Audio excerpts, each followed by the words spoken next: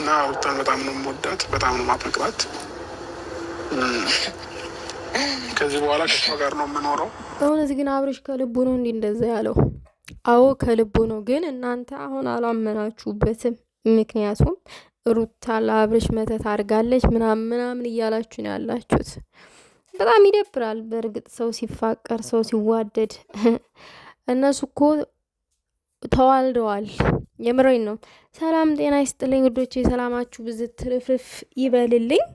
ዛሬ ስለ አብርሽና ስለ ሩታ ትንሽ ነገር ማለት ፈልጌ ነው የመጣሁት። በቅድሚያ አብርሽና ሩታ ወደ ነበሩበት ቦታ ስለተመለሱ ስለታረቁ ደስ ብሎኛል። በመቀጠል ግን ደግሞ እናንተ የምታራምዱትን ይሄንን አጓጉል ሙድ ብታቆሙ ጥሩ ነው። ምክንያቱም የወለደ ሰው አይለያይም፣ አንደኛ። ሁለተኛ ሩታ ለአብርሽ ሀብል ስላደረገችለት የሆነ ታይም ላይ ያ መስተፋቅር አርጋ ነው መተት አርጋ ነው ምናምን እያላችሁ ብዙ ነገር እያላችሁ ነው። እናንተ በቦታው ነበራችሁ። እንደዛ ማለት በራሱ ኃጢአት ነው። እኔ ራሴ አንድ ቀን እንደዛ ለዋራ ፈልጌ እንደገና ይቅር በለኝ ብዬ ነው ያቆምኩትኝ።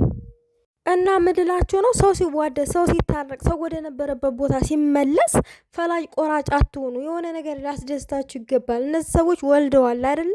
ቢለያዩ ምንድን ነው የምትጠቀሙት? እኔ እውነቴን ነው የምላችሁ። እኔ ሴት ልጅ ታሳዝነኛለች፣ እንደ ሴት ልጅ ማለት ነው። እኔ ሴትም ባልሆን ሴት ልጅ ታሳዝነኛለች፣ ግን እኔም ሴት ነኝ። ግን የሰው ደስታ ሊያስደስተን ይገባል፣ የሰው አንድነት። እዚህ ጋር ይሄ ሁሉ የደከመው ኤፍሬም ነው። ኤፍሬም ደክሞ ነው እነዚህን ሰዎች ያስታረቃቸው እንጂ እናንተ እንደምትሉት ሩታ አብሉ ላይ የሆነ ነገር አርጋ ነው በዛ ምክንያት ነው የታረቁት ምናምን የሆነ ዝባዝንኪ ወሬ እያወራችሁ ነው። የማይመስል ነገር ለሚስት አትናገር ይላል የሀገሬ ሰው ሲተርት። እናንተም የማይመስል ነገር ነው እየተረታችሁ ያላችሁት።